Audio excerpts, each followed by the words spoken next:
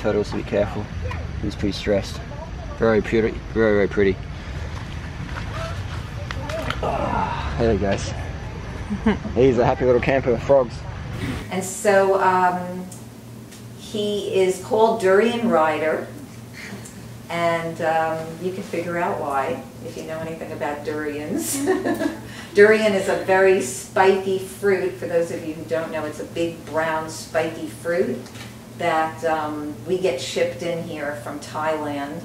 But there are other countries where it is natural to that area, like Thailand and Indonesia and Bali and Singapore and Chinatown. Well, Chinatown is shipped in, yeah. But it's a delicious fruit with a very custardy filling in the inside. And so Durianrider's talk tonight is on weight loss and fitness. Thank you so much for being here.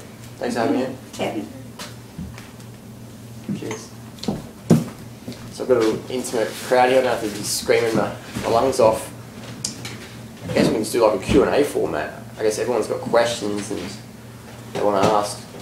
So probably most people have already heard me ramble on about myself for a lot. Who hasn't seen any of my videos on YouTube? Oh, I forgot to talk about that. All his videos. He's got like how many thousands of people watching your videos? Yes, it's definitely YouTube's been doing well. Yeah. And I encourage everyone to start up a YouTube account, to share your experiences, to educate others, to learn from others. YouTube is a great medium to get your message out there. And I don't have a book out yet, but YouTube's allowed me to get my message out to people. So I highly encourage YouTube. I mean, it's a full-time job for me now, but it's a job of passion. So definitely YouTube's where it's at, 100%. It's good fun. Good fun. So we've got any questions, or we'll just go spontaneous. Yeah. So. I'm just transitioning, and when I was at the festival, I got Doug's book before the festival, read parts of it, tried to transition, couldn't get past about 3 days. Just too much sugar, headache, blah, blah. At the festival, on day 4, it was just great. Came home, fell apart. So, just, anything, your own experience, your knowledge about transitioning. I know that's tough for more than just me. I've heard other people, that's a period when, I guess a lot of things come up. In my case, I'm sharing my house with people who eat, standard American food, and that makes it harder. And I think also just being at the festival where everybody was doing the same thing, just like this invisible support cushion that you weren't even aware of. It just made the flow go, and then once out of the bubble, it's just hard again. So, So tips on, so you feel better eating this way? Well, at the festival, I just felt great. Yeah. I felt great after I got past that 3-4 day period. I mean, I don't know that I've ever felt as even and clear and energetic and slept good, all those things. It's on that level. For sure. I mean, it sounds like me. So if your goal is to eat fruit and vegetables, it's come down to calories. I tell people all the time, like, I haven't had enough sleep the last 2 weeks. I'm half falling asleep now, but it's... So for me, I could just drift off to sleep and we'll drink coffee and treat the symptom, or I can treat the cause and get my sleep. So when we drift off our dietary goal, of fruits and vegetables, of raw vegan, whatever it is, if we drift off our goal, we've got to... It's not emotional or whatever, it's just calories. It's like when you're tired, you need rest, you need sleep. As you don't need coffee, you don't have a caffeine deficiency. We don't need emotional cleansing or healing to be more disciplined as food. It's like the squirrels will eat other squirrels if they have to. They'll eat a blue jay or whatever. If they don't get enough food, I did a YouTube video about it. There's a squirrel eating a snake on YouTube. It's just hungry. It's attacking the snake and trying to eat it. And so it's well documented. So the tip for transitioning is to have enough calories, because we're like we're animals, we're machines, we need the fuel. So it's very difficult. And it's just like today, Chris, Randall and I were riding around New York City on our bikes, and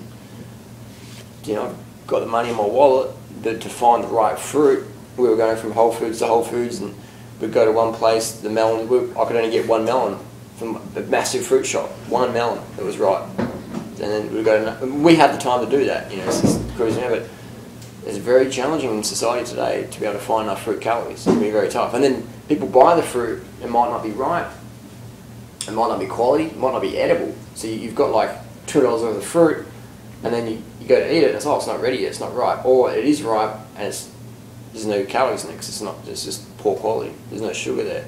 So then we might be eating this unripe fruit or low quality fruit with no flavour, and we might get full on the water of the fruit, but we have no calories, so the body's going to go, whoa, let's go back to what we're doing the last 10, 15, 20, 40, 50 years, whatever.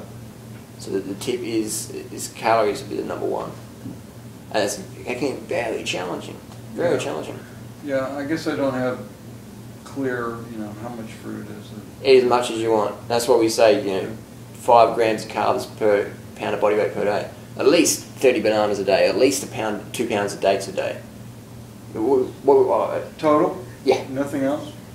As a basis, like I tell people, find your favourite fruit, the fruit you just love, and then eat at least 2,500, 3,000 calories from it every day, which can be really tough, because you might go, okay, I love bananas. Well, there's no ripe bananas in Whole Foods, so I've got to buy a box of bananas in advance. So I've always got a box ripening up, which can be tough when you try it. So dates are good, or what I've been drinking a lot of is the Adwala Mango Tango juice, 64 ounce, 1,100 calories.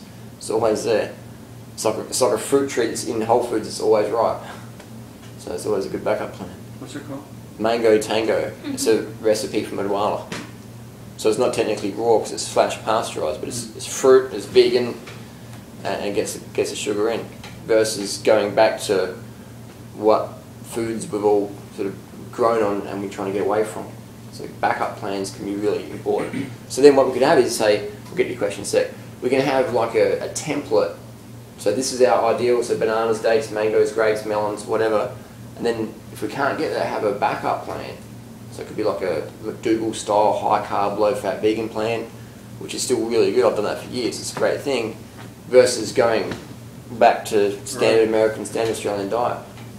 And that way you just, you're bouncing between those two versus bouncing all the way back and having to take a month to recover, and because they're all getting all excessively fatted out. McDougall's 80-10-10 cooked, high Correct. starch. Correct. High cooked starch. Correct. If you were going to do that, would you do that at night? Yeah. Yeah. I'd have fruit for breakfast, fruit for lunch, and then have the starch for dinner. Because starches, they're light, but they're heavy compared to fruit. So having a big bowl of rice for lunch, a lot of people would just be like, oof, pretty heavy.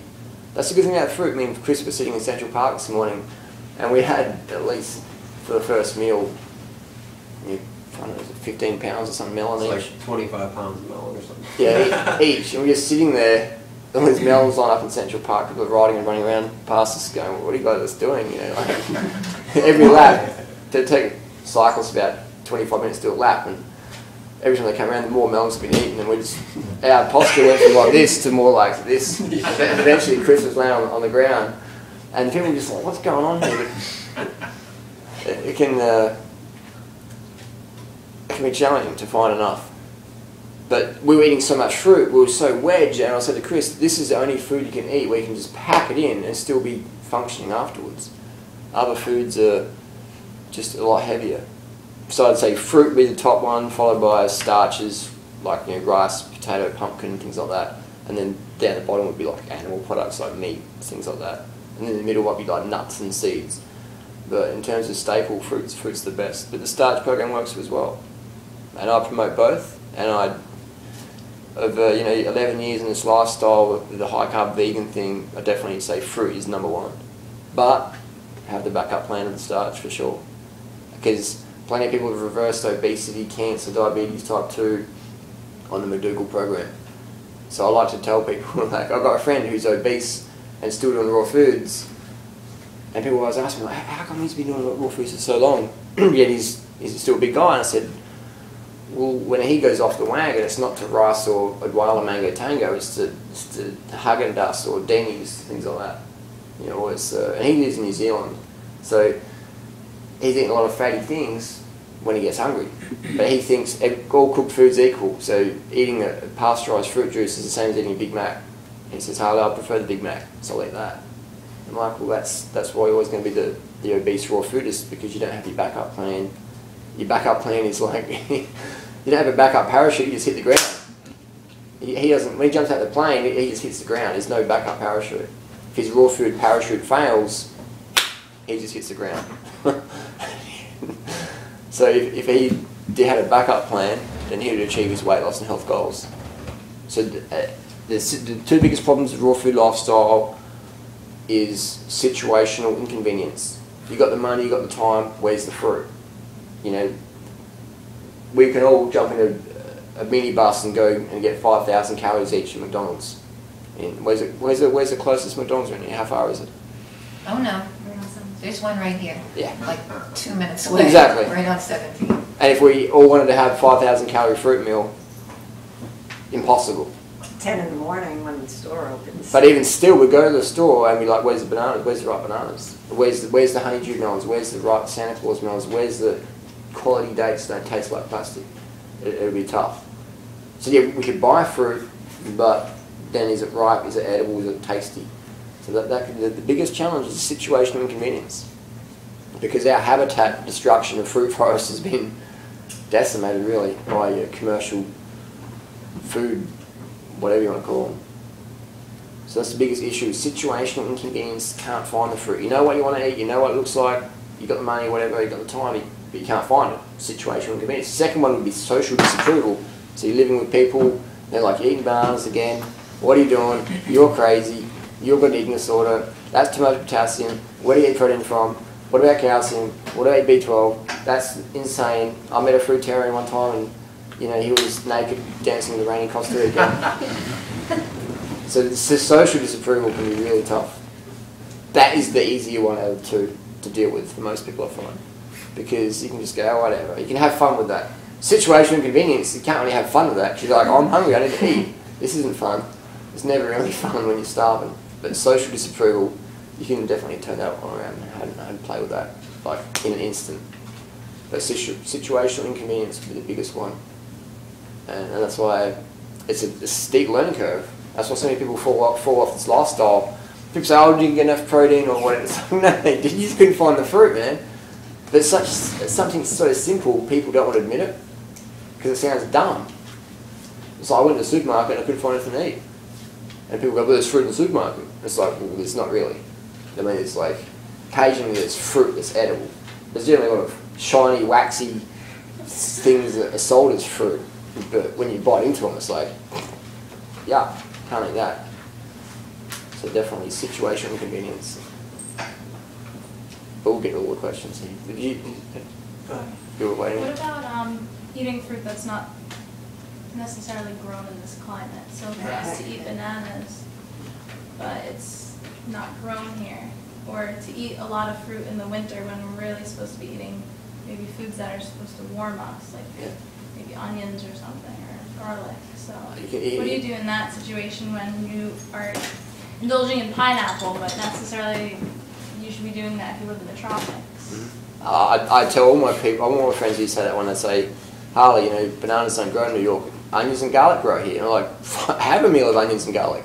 You know, I'll stick my banana date smoothie and the mangoes and stuff, and I'll give you the onions and garlic, you know, as much as you want. You know, so I think that we're definitely tropical creatures. We all enjoy sunshine, and you know, when we close our eyes and think of paradise, I think of like a, you know, the white sandy beach in the tropics with coconut fronds and mango trees and bananas and, you know, turquoise water. I think we all think of that, and that's paradise. For some people with maybe a medical issue, their idea of paradise might be digging in the snow bare feet with frostbite fingers, something like that. So we're equatorial creatures. We love sunshine, and fruits, they grow in the sunny areas. The bananas all year long, papayas, the mangoes all year long in these areas. We're designed to live there, And when we move to Canada or Antarctica, we bring our environment with us. We wear clothing, so our body's always a nice, comfortable temperature. In a month's time, it gets cold here, yeah? So we turn the heating on, we put the jackets on, we bring the tropics with us. But then a lot of my friends might say, well, I'll do that, but when it comes to my diet, I'm not going to do that. But it's like, hey, but now you're cooking your food, or you're doing whatever your food that's not what we've done anyway. People use the debate that it's not natural to eat foods that are grown outside of your area. And I always use the debate, it's not natural to wear clothing, it's not natural to live indoors, it's not natural to use heating. It's not natural to really cook your food, if they're going to use that debate. So it's not natural to use a car or Facebook or YouTube or me using money. The best health I see of people is when they eat the fruit-based lifestyle. Yeah, so it doesn't matter what temperature we live in. Like if you've got cancer or obesity and live in Alaska, and you go on this lifestyle and you can get enough fruit calories, you're gonna get better. The doctor, you won't get worse because you live in Alaska. Your body won't go, oh, fruit, oh, I can't eat fruit in Alaska because that means it's toxic because it wasn't grown here. It's like if you have a better analogy is like the animals in the zoo. You got bonobos in Australia, they feed them, what they eat in Africa. They feed them fruits and vegetables. If you got bonobos in Oslo, Norway, what do they feed them? Rye bread and fish sticks? No. They feed them the bonobo diet. Same with polar bears. Like, they feed them the fish. Like, they don't say, oh, the polar bear, you're in a region where we can't get fish. So if you've got a polar bear in the desert in Australia, they've got a few zoos and areas, they still ship the fish in. They don't feed them like nuts and berries or something like that. You got to eat what you got to eat. And humans are designed to eat this lifestyle. So it doesn't matter where you are in the world, you need to eat like a human needs to eat. And local foods are good, for sure. But if I lived on local foods in New York City, I wouldn't be doing this talk tonight. Because I'd be probably wrapped up in a sleeping bag, like 110 pounds, just going, hey guys, like, I've got a Honeycrisp apple. I'm 200 calories a day, or I've done that before. I've tried to eat within a 50-mile radius, and I wasn't doing anything. I was eating local, but I could barely maintain my relationship. I could barely maintain my fitness. I couldn't maintain any internet presence. I couldn't answer emails because all I was thinking about was the next meal. I was just so starved. And local is good. If you live on a banana farm or whatever, when we're in Thailand, I can eat all local because everything's grown around us for sure. But again, we don't live in the fruit world, unfortunately. We live in the McDonald's world. So, and then by changing that, we keep buying the fruit, we keep supporting the fruit. So I think that the whole debate with where shouldn't be eating fruit because we're in the tropics is totally untrue. Karen? Just wanted to say though that like in the winter months, even though I eat plenty of fruit, I notice that I really crave a lot the green leafy vegetables, much more so. And I end up having loads of greens throughout the winter. And the years that I didn't earlier on, I would get really severe cracks along the sides of my mouth. And when I started eating all those greens in the winter, the cracks went away and I feel good during the winter. So I eat fruits and the greens. For sure. During the winter. Yeah. In the summer, I mean, like I eat much more fruit than I do in the colder weather. Yeah. And I feel good. Definitely. I feel good all year. Yeah. It's I mean, personally, I don't like the cold weather. I can handle it more than ever before, but just when we got at the car, it was raining before, I'm like, I don't like this. I haven't had a full winter since 2002. I'm just like, I can do it, but I don't want to do it. I want to have sunshine every day. I want to wear shorts and t-shirt and feel the heat. Obviously, not everyone can just get up and go, but definitely the winter now. Winter sucks.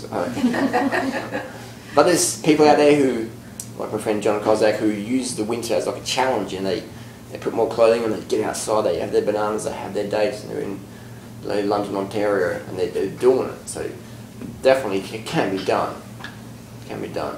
Don't think that, oh, I can't, you know, go to Thailand now or whatever. It can be done anywhere, especially in North America. Once you learn where to get your fruits from, things like that. But sourcing some good fruit is the biggest thing. It's like if you've got a little pet lemur, you know, or a pet, just some little pet animal. It needs a special diet, you know. That's what you become. You've got to look after yourself and find your little special little foods. It can be challenging at the start because you don't know. You're like, this is new. I don't know where to go. But over time, you're like, oh yeah, I can do this. So when you first get into cycling or painting or dancing or whatever, you need a new product. You go, there's no dance shop in my town. There's no cycling shop in my town. But then eventually you start to learn where they are. Or you can go online or whatever. This is a steep learning curve at the start. So don't beat yourself up too much at the start. It's very steep. And it's very steep, but you're very simple. Find the fruit and then eat it. It's a good model. Yeah. I saw one of your YouTube videos where you address, I guess, a lot of raw food gurus being raw and then switching over to, I guess, a different diet, and then saying that raw foods is not good for you. Could you talk about that? Because there's a lot of people that are saying that, you know, the raw food diet isn't good for you, that you have to either eat meat or, you know, eat cooked foods, and there's a lot of negative information out there. Yeah, I guess it depends on the person. Like, if you got any gurus in particular you think of, like anyone's name come up? You had Daniel Vitalis. Yeah. So I guess Daniel Vitalis, I've got nothing personal at Daniel. Actually, he's got some good things to say about like spring water and that. Yeah.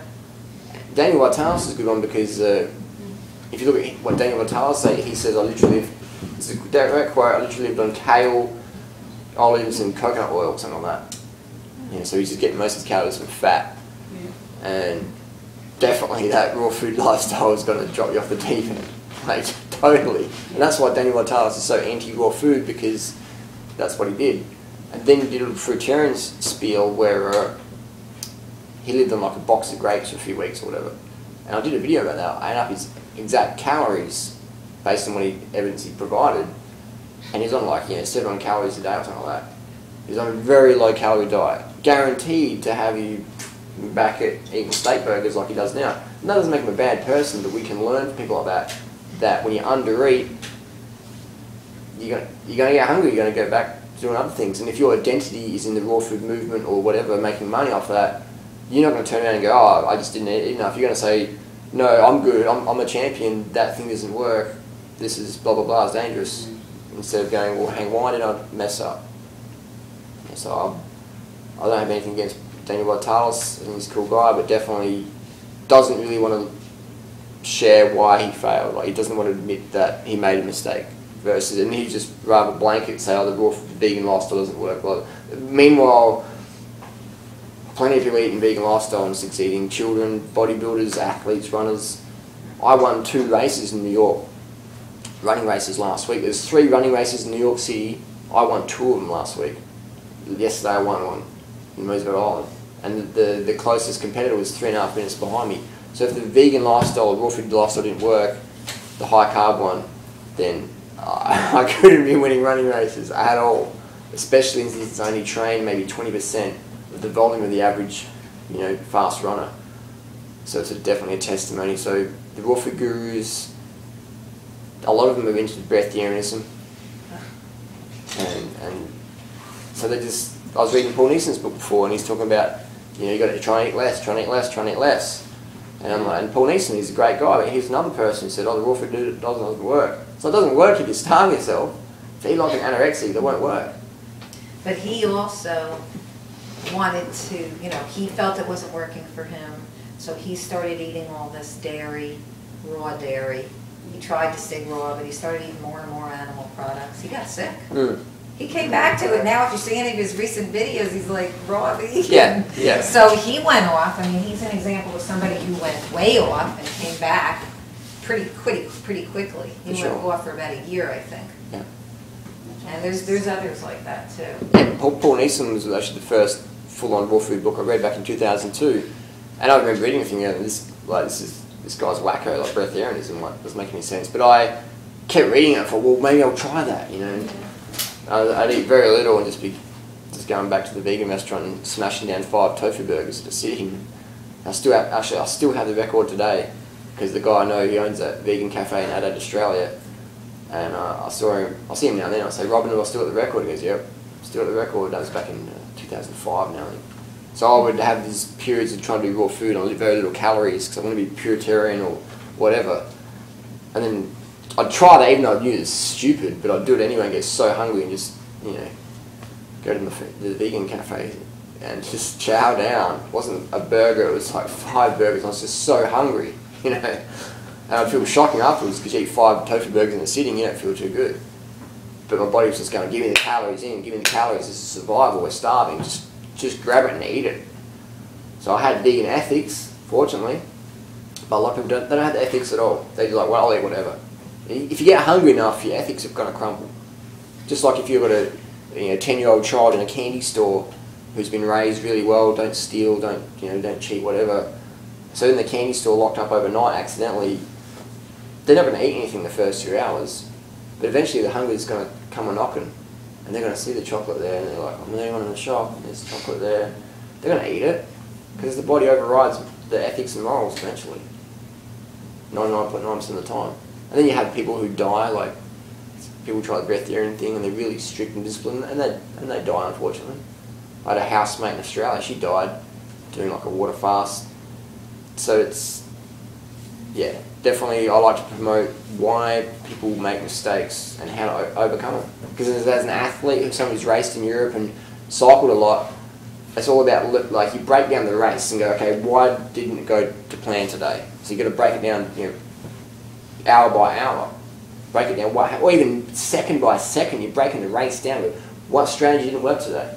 So now bring it over to the raw food world or weight loss world, and I go, why didn't that person get that goal they're looking for? Oh, this is why. They didn't eat enough, and then went back to Denny's or things like that. Or they're continually getting late nights and just blew their adrenal glands out, and no wonder they were, failing. So I like to highlight people's mistakes with the intention of spreading the message out there so others don't have to learn from learn from their mistakes. They can learn from our mistakes. If that makes sense. So you don't have to keep failing at the race. All you have to do is just, learn from others. John? And how seriously should you pay attention to the online food diaries like Chronometer and such? I mean, if you're consuming what feels like enough food and then you go on there, it's telling you need 13% or something, should I take that seriously? Yeah, I mean, all those chronometers and the online calorie guides, they're like a ballpark figure. So they're heading you, that's the direction you want to head in. Get your 3,000, 10,000, whatever you need, based on your lifestyle, based on what you want to be. If you want to be a high energy person, smashing the extra calories, definitely. Definitely live with passion. And so the chronometer is like someone's emailed me, Harley, I've only got 89% of my calcium today. I'm like, well, all plant foods have got to be grown on different soils, different types of the year, different freshness, different ripeness, different farming methods. So for a USDA database to have exactly 89% RDA for calcium that day, from that, it's not accurate at all. It's ballpark figure, but it's not 100% ever, because you got bananas grown in the US. I can get bananas from Peru, Ecuador, Bolivia, Mexico, maybe Florida, and they're all going to have different nutritional spectrums, different soil, different variety, different time of year, different freshness. So that's the beauty of eating a variety over the seasons, and simplicity during the meal time, so you get a good digestion, variety of food over the years, and you get enough. So the chronometers I wouldn't worry about the minerals and vitamins as much as I would the calories. Because you want to get enough calories in whole plant foods, you're going to get enough nutrition, especially if you're eating a variety over the year. So you're getting the mangoes in the mango season, and you get your bananas as a staple, and then you're getting organic, and you're getting organic from Mexico, organic from Peru, organic from Bolivia. So you get that variety. It's really awesome. Thanks. Is there any fruit that's better for recovery, and how much time do you suggest would be optimal for recovery and rest time? Depends Depends what sort of session you're doing. Because like as a runner, or you're talking about wrestling? Yeah, so you can do like a 5-minute wrestle session. How much recovery you need? Or you can do like a 7-hour full-on wrestling. The recovery time is going to be a lot different. So it depends on the person, depends on their fitness level, depends on their lifestyle. Because someone who's training full-time, who can go back to bed and lay down 20 hours a day like a Kenyan marathoner can, they're going to recover a lot quicker. But someone's got like a family, a business, and juggling all these things, their recovery is going to be a lot less able than someone who's got full-time just sitting back, resting in bed. So no one can answer that question, really. Because it's like, let's say it depends. Depends on the person's fitness, their current fitness, their background, their lifestyle, how many calories they're going to have that day, things like that. The bottom line is aim for 5 grams of carbs per pound of body weight per day as a minimum on any day. And that'll help your glycogen restores be restored. 5 grams of carbs per pound of body weight per day as a minimum. And that's really good. Does that translate to calories or something? Or calories. Oh, yeah, one gram of carbs is 4 calories. All you have to do is go, this is really simple. What's your favourite fruit? Or if you're eating rice, potatoes, what's your favourite carbohydrate source? Work out how many grams of carbs are in that per pound. So that's, let's say you're eating dates. A pound of dates is about 450 grams. You know, it's about 400 grams of carbs in there. So you just measure your food out. It sounds complicated, but it's very simple. I'm always using the kilogram guide. But 5 grams of carbs per pound of body weight per day. Let's say let's go with bananas. A 150-pound person is going to eat around 750 grams of carbs per day. That's around 35 bananas a day. So if you're 100 pounds, you eat 5,000 grams? No. 500 grams. 500 grams. Yeah. So it's 5 grams. That's for the whole day? Yeah. Now you keep on mentioning banana, mango, and dates. Is that your main staple of food? Definitely. Because they're high calorie and they're easy to get. You eat that morning, noon, and night? Yeah. Definitely. You don't get sick of? I get sick of it. I get sick of everything when I've had enough. Like when I've had enough sleep, I get sick of it. When I've had enough food, I get sick of it. When I've had enough water, I get sick of it. When I've had enough cycling, I get sick of it. When I've had enough sun. That's the body saying, all right, we're done. And what do you back it up with? More? What do you mean, like? What food do you switch to once you get sick of eating bananas and mangoes and dates? Well, that means I've finished the meal. I never get sick of them. I might get sick of them in a meal, but I won't get sick of them like in a week, ever. Well, I just mean over the long run, if you eat the same thing all the time, you kind of get your fill of it and you need to switch to something else. I don't. I just make sure I'm eating quality. Because when you're eating quality fruit, it's like you can do it every day. It's not when you're getting quality sunshine or whatever. But I hear what you're saying. When I used to eat poor quality fruit, I'm like, oh, this is yuck. But when you're eating really good stuff, every time you want to eat, you're eating it again. It's just incredible. What do you mean by quality? Quality, like tasty. That's the advantage of going to the farmer's market because I'm so spoiled. Yeah. You know, it just tastes so delicious that you're satisfied. With watermelons right now, I don't know. Tastes good. Yeah, so like this morning we were eating the Santa Claus melon and the honeydew melon and the Charlene melon. Yeah. Are these from Whole Foods? Yeah. Yeah. So with the farmer's market, I work at the farmer's market, and I would just ask the farmer first where it's imported from, because most of the time you take the stickers off of the fruit, so it looks like it's from the farm, and it's not. So they have me take off. I'm telling you, Are you allowed to tell us which? If you ask, it's all of them. If you ask, the farmer's market isn't a quality place. I mean, this whole concept. Any market. I go to just different ask the farmer, they'll be market. honest with you. It's not organic. They lie and they'll tell you that we don't use pesticides. And a lot of this stuff is just shipped from other places. They don't grow it So themselves. that's just business. Yeah.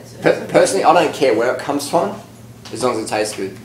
I don't care if someone's changed a sticker or what is it. That doesn't. My body doesn't care about that. So is there a way you can inject the fruit to enhance it and have it not be natural but have to taste good? No way. Like, I'm being I used to think that as well, but I've travelled around the world. I've spent time on fruit farms. You know, I've literally travelled around as a fruit addict, and I've some of the best fruit in the world. You can't grow tasty fruit with chemicals. It tastes crap. Not exactly taste, but you can make a fruit last longer, or you can make But it it's going to look taste, but it's going to better. taste crap. That's true. It's fake fruit. So if you can make it look better, why can't you make it taste better? Because you can't force nature like that. Like it's like like you can do facial surgery or augmentation, but it's not natural. You can make it look like it's natural, but it's not natural. You can make a fruit look, wow, looks the apple's so red and shiny. Bite into it, oh, it's hard, yuck.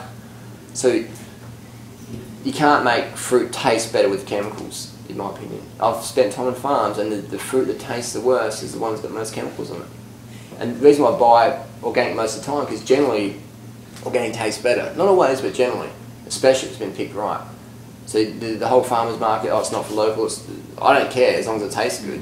Because when I buy fruit, I don't buy it for where it came from. And that's a bonus, yeah, all that stuff's all good, but I want to eat it. That's why I buy food, not really anything else. I just want to eat it. So if something weren't good, like the apple I started tonight, I was going to juice it tomorrow, but you wouldn't even juice it. You would just chuck it in the compost. Chuck it, give it to the squirrels. It's like, there's no calories there. There's no, if it doesn't taste good, there's no nutrition there, really. Like, nature's saying, don't eat this, it's crap. But like, there's no calories. If you eat this food, you won't fill up, you'll get, you want, the sweet fruit in nature is the one that continues. Because the animals eat that. That's the calories, so that animal has the calories to go and find a mate, defend its territory. The animal, the squirrels around here, the squirrels that can't defend the territory, get ousted out. They get kicked out of the tree. Well, the squirrel has got more calories. Because it takes energy to fight in nature. We're not living that, obviously, but if you use that model, you can quickly see, okay, the importance of tasty fruit. And then you go to the supermarket and you look at people eating, and they're like, there's no calories there. People might say, that's crazy, Harley, but when you do this lifestyle a while, and you see what's going on, and you see what people fail, because they're eating like an apple, it's like, you eat that? Wow. I can't eat that. So that's why things like bananas and dates are so good, because they're generally really consistent. John? I've worked on local organic farms and the markets over the last 8 years, and you can trust some of the vendors. I mean, if you befriend farmers, they will tell you which vendors are doing what this woman is talking about. It's just, they don't have signs, they're not coming from farms, they're just buying stuff from distributors and presenting it, and it's, buyer beware. But I went to the Union Square Market on Saturday before the Fruit Luck, and I know half of the farmers there, and I would say probably 75% of them are trustworthy. It's coming from their farms. I mean, I picked in the fields and shipped it to the markets, for the next day, 3 different seasons. So, I mean, it's not all vendors are doing that. Yeah, well, it depends on the market, because some of them have managers who visit the farms, and the rules of the market are you can only sell what you grow. But there are markets I go to where I was shocked, because that's how I was raised around here, that they grow it, but there are many places that don't. But I've never heard. It's the same food in the stores. I mean, they can sell whatever they want. You have to ask them. That's why the taste, I don't care if it's organic or biodynamic or whatever, I just want to eat something that's tasty. Yeah, I prefer the organic because it's better for the environment, but at the end of the day, like, I'm not going to buy food to put it on the table and take a photo of it. I want to eat it and I want to be satisfied. Yeah. So that's the biggest thing is, and the reason why I go organic is most of the time it tastes better. Yeah, and it's the bonus, but taste is what it's all about. Like, Mike and Arsene was staying with, he bought some grapes, and I put them in my hand. I thought, wow, are these organic? They look organic. They look like the grapes I have in Australia. And he says they're not, and I tasted them, and it's like soap. Yeah. good, but just, oof. How are you going to eat that? Like, it's inedible. So, if they were organic or biodynamic, it wouldn't matter. But they're inedible. Can't eat them. It's sour grapes. Picked way too early. James? You've done a couple of videos on the B12 levels, and I was just wondering, for especially for myself who's fairly new in this, maybe you could demystify the B12, the dreaded B12 deficiency a little bit. A lot of people say the vegan diet's not natural because you get B12 deficient, and only vegans get B12 deficiency, which is like, that's like, say, a car driver saying, It's like so much. yeah, car drivers and safe, only cyclists have accidents. You know, everyone has accidents. Anyone can have a B12 deficiency. Anyone at all. So for someone to say, oh, I can't do vegan because I get B12 deficient, it's like, I can't ride a bike because I might have an accident. I'm going to drive a car instead. It's whenever someone says that to you or whatever, you know that they have really no idea, or they're hiding behind like an urban myth. That's all it is. Because I've got friends who do steroids and doing B12 injections as well, like I do. They're eating meat for breakfast, lunch, and dinner, but they need to do the B12 shots to get their levels up to what they want. So anyone can have a B12 issue. Anyone at all. So my tip is, if you're concerned about it, do B12 supplementation. What do? I do B12 shots. And I'll give them out to a lot of people before, and always with positive, either neutral or positive. No one's saying negative. It's neutral. I don't feel anything. But some people go, wow, the weight's just dropped off me now, just leaning right up. So B12 injections is what I promote. How often? Well, it depends on the person. Yeah, once every 2 months. It depends. So I tell people, work with your doctor on that one. Do your own homework.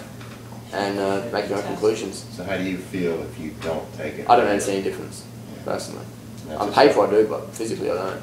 So it's over the counter, you don't need a doctor? Or do you? Depends on what country you live in. I think the US is prescription only. Thailand. Ordered online though too. Okay. Do you feel deficient from anyone? No. So what about for the people that do? Then they should take the shot. But what if they don't feel anything and they still feel deficient? What do they do from there? Well, it depends. I go by paperwork. What's your homocysteine level? What's your urinary MMA? Get the MMA, Yeah, so the urine. which they can be really expensive to do. All I tell people is, if you've got a history of Crohn's disease, drugs, if you're an athlete, if you want to lose weight, if you've got a lot of high stress, maybe do a course of B12 shots, see if you feel better. Most people do. It's can be a lot cheaper than getting all these tests and stuff around with that. So again, there's a good book to read called Could It Be B12? And that's pretty comprehensive. It's an easy read. Could It Be B12? And go from there. Karen mentioned greens. What's your what do you do with the greens? Do you do as much as greens? Graham says? He says eat like a head of lettuce a day or something like that. Very hard to find good greens in Australia. Very tough. I eat more greens when I'm in the US because they're easy to find here. Australia, you struggle to find edible greens, except for maybe some of the weeds, some of the tender weeds. But my favourite green would be lamb's quarter, which is a wild weed, and iceberg lettuce, nice tender greens, celery. I don't eat a pound of greens a day. You don't? No. I think if you can, for sure, but I find that too difficult. When I want salty stuff, then I eat greens, for sure. And I'll smash down 2 heads of lettuce or whatever. But I don't eat greens daily. I think if you can, that's good, if that's what you want to eat, for sure. I just focus on the fruit. But I do eat greens. I do eat nuts and seeds, for sure. But I don't get the greens in every day. So do you kind of wait till you're hungry for nuts or seeds or greens before you even think about it? Nuts and seeds I rarely eat. I rarely eat those, maybe once a month or something like that. But greens I'll eat, once a week or so. Whenever I'm craving something salty, crispy maybe. Greens can add the fresh element to your diet. When all the fruits may be imported or whatever, the greens can be that fresh thing that's just been plucked from the garden, or literally plucked from the curbside, the purslane or lamb's quarter.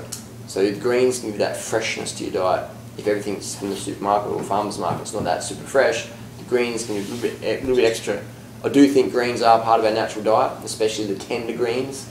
The dandelions and those things that make your face go, I'm not sure about that one, but there's plenty of tender greens out there that are nice and tasty.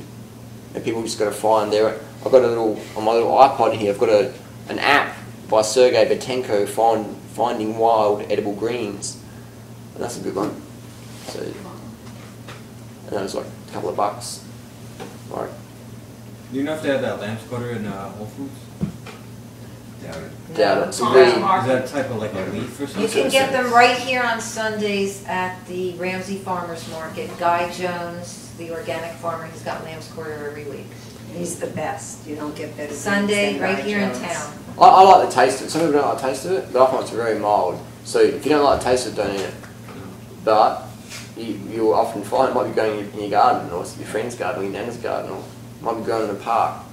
So try and find it away from the roadside and away from any council spraying. And yeah, it's pretty good stuff.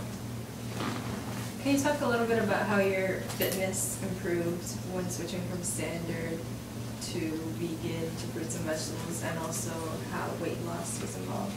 Me, yeah, I didn't really have much of a weight loss transition. Chris Randall's dropped 150 pounds on the lifestyle, so Chris is more of a weight loss man there. From personal experience, I've definitely seen a lot of things happen. That's why I can give experience and share advice there. Fitness benefits, when I was eating standard Australian diet, I was doing the paleo diet as well, on and off, and just shocking fitness, just constipated, running on caffeine all the time, just big black circles under my eyes, just always moody, you know, Crohn's disease was going crazy. And I wanted to be fit, I liked cycling, I always wanted to be fit and run marathons, but I just didn't have energy to, unless I was jacked on caffeine, and then I still couldn't really perform that well. And then once I went vegan, my levels just, energy just went crazy. I started running marathons and just going nuts. And then with the fruit thing, just noticed that an extra little bit more recovery-wise, definitely. And I found the lower protein I ate, the faster my recovery was. And I've experimented like a bit of tempeh or tofu or nuts and seeds, increasing my protein. My recovery isn't as good. When it's just fruits and vegetables, early nights and water, it's crazy recovery. And modern day athletics is yet to get onto this program, because right now it's about steroids and growth hormones and EPO and a lot of other pharmaceutical drugs for recovery. But once they get onto the fruit and vegetable lifestyle, they'll see recovery even more, definitely. Especially with the running and cycling. But healthy eating won't replace the drugs. So like, if you get someone like Lance Armstrong, you know, doped to the gills on all the best drugs, and you put him on a healthier lifestyle, he'll go up more. But you get someone who's doing no drugs and eats healthy, they won't go to the drug level. But if you combine the drugs and the health eating, they go up. Not promoting drugs, I'm just saying that's obviously what professional sports is about. If you're not on drugs, they're like, well, what are you doing here? You got the wrong door, mate. It's out there. Because you just can't keep up. You know, it's like trying to race a Ferrari on your bicycle. It's like, no hope. Maybe, you know, maybe in the parking lot. The cancer issue, because there are many raw foodists who are mostly promoting greens and saying fruit isn't good for cancer because the sugar accelerates it. Do you have information on that or Yeah, well, experience? No one can live on greens, because greens have hardly any calories in there. Like I bought a juice yesterday for $10 in New York City, a green juice. Just wanted to support the vegan shop, bought a green juice, $10, maybe 50 calories. And I was just laughing with Chris, I'm like, people just eat greens, no fruit. But I was like, no one does that, can't do that. Like, you can do a juice fast, but that's not a diet, that's like a fast, it's not sustainable. People who say fruit gives you cancer, it's like, well, that means our forum should be full of people going, wow, I've got cancer all of a sudden. Yeah, Doug Graham should be dead a long time ago, I should be dead. Like, I eat more fruit in maybe in 2 or 3 days than the average US citizen or Australian citizen eats in a year, I'd say, on average. When you think about it, like how many boxes of bananas or whatever, how much does the average US person eat? It's not much. So if fruit was the cause of cancer, that's just such a stupid thing for them to say. But they say it. It's like saying marathon running is the cause of obesity.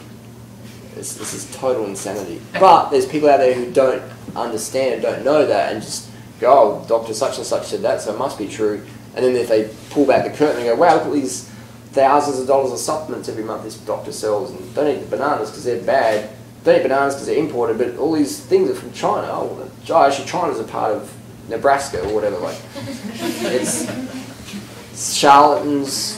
Then again, there's maybe some sincere people that are just sincerely wrong. So it'd be a combination of charlatans and a group of sincere people who are sincerely wrong, who are just reading versus looking. That's my opinion. Do you supplement at all? Just the B12. Just the B12. Yeah, so no protein powders, no calcium, no zinc, nothing else, just the B12. Because I was running low on the tests and I lacked an intrinsic factor. And I didn't supplement for years and I felt fine. I was still winning bicycle races. And then a doctor friend of mine said, Harley, I reckon your hemoglobin level could go up a little bit more. I can do a course of shots. So there you go. So I didn't really feel better. I started performing better, but I wasn't sure if that was directly because of that. It could have been because I started sleeping more, getting more calories. So that's the only supplement I take. That's the only one I promote. Everything else, in my opinion, is a waste of time and money. What about D3? Yeah, so I take that back. D3 could be done if you're living in the cold winter areas. The vitamin what about D3. like up here? Like sometimes the winter can be, you know, a lot of the days can be gray, and then even when you do go out, sometimes you can't get a lot of good sun. I mean, there's a big debate in the health world about that. Some people say D3 is toxic, some people say it's safe, some people say use a solarium, some say don't use a solarium. Me, I just go hit the sun. And I'm going to leave that up to the individual to decide what they want to do when it comes to vitamin D. Take your vacation in the winter time. Yeah. Is there a light you can use indoors? Something? I'm sure there is a solarium. Full spectrum? Yep. Yeah, full spectrum You solarium. can, anything as long as it's a UVB res. UVB? Yeah, that's what synthesizes vitamin D, and it's good. But in Australia, we have vitamin D deficiency rampant because everyone's paranoid in the sun. So in Australia, like, all the kids are getting full clothing and big hats and sunscreen, and the kids are getting rickets, vitamin D deficiency. Really? Yeah, in Australia, like the sunny country. So it's everybody's covering up. Yeah. So definitely sunshine is important. And then you say people, oh, but vegans don't get enough vitamin D. And I'm like, oh, the vegan who lives in the mother's basement and doesn't go outside, maybe, but it's not because they're a vegan, it's because they're living in a basement. So but people always say that, you won't get enough vitamin D if you're vegan. And I'm like, get outside in the sun. And it's nothing to do with diet, it's sunshine. Because if it was, then all these Australian kids eating meat and dairy and sausage sizzles wouldn't get rickets. Sun is the solution. So get some sun. If it's in Ontario, it can be challenging. I don't know, I'd just get out of there. How much sun do you need? Just enough so you don't get burnt. Don't burn up, but just get... Well, you don't want to get burned. Yeah, so depends on the person. Like an African person with dark skin, nice skin, will have a lot higher sun tolerance than someone like me, who can be albino sometimes. So you got to, how much sun? It depends based on the person's genetics and their current level of tan. Well, when you're in Australia, you go all day without a shirt? Well, it depends what time of year, it depends where in Australia you are. So, sometimes of the year I can, if I've got a tan on my back, but if I do that after no sun exposure, I'll end up like a baked banana. So you want to be smart with it and just maybe start with 5 minutes a day, and just come inside. How's my skin look? Oh, it's a bit rosy. So it depends on your skin type as well. Okay, when you eat the bananas, do you mix them with the mango or the date? Generally, I have what's called the mono meal, just one type of fruit at a time. I just done. Sometimes I mix bananas and mango, bananas and dates. I mix that sometimes, but generally, like I was eating, the melons. The melons today was so good, you don't want to mix it with anything else. Or the bananas can be so good, you don't want to mix it with anything else. Or the dates, when the dates are good, you don't want to eat anything else with the dates. You just want dates. How many calories per gram? Of which? Well, anything per gram. You said 5 grams. What's that in calories? Well, a gram of carbohydrate is 4 calories. What's 4? But if I said to you 20 calories per pound of body weight per day, you go, great, I'm going to eat 20 calories from Big Macs. So it's more about the carbohydrate focus. And when your carbohydrate focus is whole plant foods, being fruit, then automatically you'll get enough fat, you'll get enough protein if you focus on the carbohydrates. So if you get your carbohydrates from white refined sugar, that'll give you your energy, but you won't get any nutrition from that. That makes sense. So that's why I promote the carbohydrates, and then promote the carbohydrate foods, being fruit the best one, starches as a backup plan. But if you get enough calories from fruit, you automatically get enough protein, you get enough fats. You want them to get enough calories, you probably have to eat all day long. Yeah. No, but I mean, if you're in Central Park watching what you did today, but no, you don't, because I can eat 5,000 calories a day in half an hour. 10-minute meals, just drinking Gatorade. But if you're eating watermelon, then yeah, it might take you a while. If you're eating locusts or clementines, it might take you all day long. Do you juice at all? Rarely. I'll drink juice, but I rarely juice, because juice is very low in calories. So I like the smoothie because the smoothie's got the calories there. So I can blend up 15 or 20 bananas with the water, blend it up, have it on my desk, be working at the computer just sipping. So the reality is this lifestyle takes a lot less time eating, because you can just make the food quick like that and be working and eating at the same time. Definitely. When you juice, don't you lose Unless you're a calories? surgeon. When you juice, you lose calories. You're losing fibre, losing nutrients. I wouldn't recommend juicing as a consistent thing, because the whole food's better than the refined food. Juice is okay, but whole food's better. Smoothies are better than the juice because the smoothie's got everything in there. You Vitamix? I don't actually own a blender, but I'll use a Vitamix. I'll use any blender. Vitamixes are good because Vitamix got a strong motor, it's got a 10-year warranty. In Australia, Vitamix costs $1,100. Cheap. How much do they cost here? It's about $4.50. Yeah, so they're so cheap here. I bought one from people I'm staying with. Like, Vitamix here, your kitchen is a Vitamix, just buy one for you. Wow. It's so cheap here. So any blend is good. Vitamix being strong and Vitamix being good for the green smoothies. So I'd give the Vitamix the top crown, but any blender is better than no blender. Do you, At the festival, Adam, he drinks just juice, but he drinks 2 gallons a day. Adam. I don't know if that's from California. He's been 2 years on juice only. Adam? Who was Adam? Oh, I met a guy who told me he drinks But that. to juice 2 gallons, it takes forever. Yeah, well, if that's what you want to do. Who was Adam? I'm trying to think who Adam was. He's a photographer? Taking pictures? Yeah, I think so. He worked in the kitchen, I think, yeah, I think he did. Got the red hair, taking pictures a lot. Wire Oh, that's no way, man. Did you see the guy with red hair and wire glasses? Yeah. Just juice for 2 years, no way. No. That's what he said, he drinks a lot. I spoke to him because I... Yeah, a lot of juice. Like some people think I just eat bananas because I eat a lot of bananas, but Thing is, no. with juicing, you don't get no fiber. Yeah, but he's not just drinking juice for 2 years, man. No one is. But you can drink a lot of juice for 2 years, but not just juice. Like No, this. I think just strictly greens. Yeah, again, that's BS. It's not true. Maybe he eats a lot of juice. Maybe there's a loss in translation there. But no one's doing 100% green juice every day for 2 years for 100% of the calories. Impossible. And he was eating fruit. I was in the kitchen. He was eating fruit. He was eating fruit. I was in the kitchen with him. Oh, yeah? Now, do you do savory fruit and what about like buckwheat, stuff like that?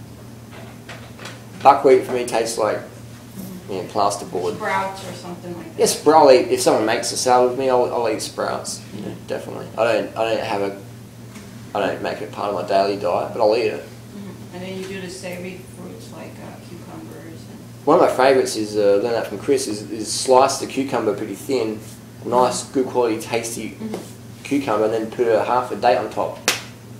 Put that in, that's really good. It's like the savoury element of the cucumber with the strong, passionate sugar of the date. It's a good combination.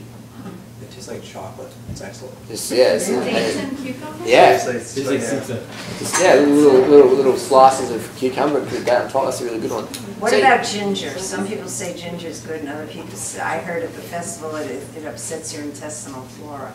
Yeah, I think ginger's like, if you have it now and then, it's not going to be an issue, but if you're trying to have it, I think ginger, when you taste ginger, The only time ginger tastes good is when you've got to mix some heaps of sugar. Like otherwise, it's like, right. So I think eating anything that makes your face twist up is probably not the best thing. Despite what thousands of years of people say, it's like, well, it tastes like crap, so I don't know how good it is. And what often people are doing is it better for digestion. They're eating junk anyway, so it's like, I think we always want to treat the cause versus the symptom. People don't have a ginger deficiency. They generally have like a sleep deficiency or a good eating deficiency. Backer? I'm just curious because the amount of calories you're talking about and the amount of sugar, even though it's natural, I mean, you're so active with now. You wouldn't recommend that for the average person because I think if somebody ate 30 bananas a day and all the dates and everything, they'd put on weight. Yeah. Yeah, that's what you'd think, but it's not what happens. Like, look at me. I mean, I am active. Yeah, I'm very sedentary. Like, if you talk to my training partners in Australia, like, Harley never shows up to training. He comes like once a month. He's like, what's he doing? If it rains, he doesn't come out training. If it's too cold, he stays in bed.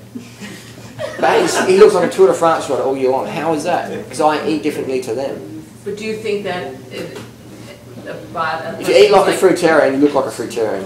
But do you think like it's individual? Do you think that somebody else people would react differently? Not at all. Like, do you think anybody could eat 25 or 30 bananas a day plus like all the dates and pounds of melons? Yeah, as much as you want. The thing with fruit is self-limiting. Fruit's not like a Pop-Tart where it's like, just hyper-stimulating. Like,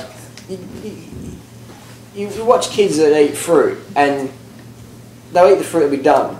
And then throw a Pop-Tart on the table. See what happens. They'll make room for that. They'll be like, or something with salt and MSG on it. They'll make room for that. Because those foods are very stimulating.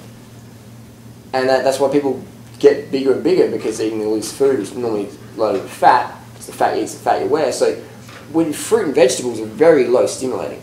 Very like I was eating a salad last night, I think if I put some tamari on this, I could eat the whole bucket. But without it, I'm tapping out. Same with fruit. Like if you fruit versus like a chocolate, like a fatty, super high calorie thing, you top out in fruit. Yeah, that's true. So people You eat often, until you're full. That's interesting because I made a big bowl. I had this huge peach last night, and I cut it off, and I had some other fruit, and I couldn't believe it. I was so unbelievably stuffed. Like I couldn't. But you're right. If it were chocolate, I would have managed to eat more. bingo, because fruit per calorie, like per bite, is very low. Compared to like chocolate. Like a block of chocolate can be like 1,000 calories. Mostly from fat, versus 1,000 calories from fruit is pretty hard to eat. And then do it consistently. My mum, she can knock back 3,000 calories of chocolate in a night. And that's why she looks that way. But I give her bananas, and she maybe does 2 bananas. She goes, I can't even know, I'm full. Can't even have a banana. And I'm like, Mum, so people often say that there's too much sugar, there's too many calories. It's like, okay, that's the theory, let's judge by results though. Let's look at all the long-term crazy fruitarian freaks. Even if they're eating a bit of rice here and there, whatever. Anyone who's high-carb, vegan, low-fat is going to be slim over time. It might take them a year, or depends where they start at. But over time, there's a guy at the camp, Richard, is 560 pounds or whatever. He was 617, and I think now he's in a 517. Eventually, he's just going to drop right down to 160. 100% if he sticks with the lifestyle. It's not a matter of if, it's a matter of just when. But people might see him and go, wow, I met this guy, he's like 515 pounds, and he's a fruitarian or whatever. But they don't see the bigger picture, if that makes sense. Just like if you go to a gym and you'll see someone pumping iron or whatever, and you're seeing, well, they're not getting any results, but they might have just started. But then you see them 10 years down the track or whatever. So is it too many calories? No way. It's just like, if I stopped training, I wouldn't really look much different at all. I'll probably have less tan maybe. Seriously, like if you look, it's same with Freely. Like everyone knows my partner Freely. Like we keep her training level down so she doesn't get too amazing. We want to keep a bit of curve on it because it's good for the movement. So we keep her, training very low, just enough to be healthy but not too much. We don't want to get her like too lightweight.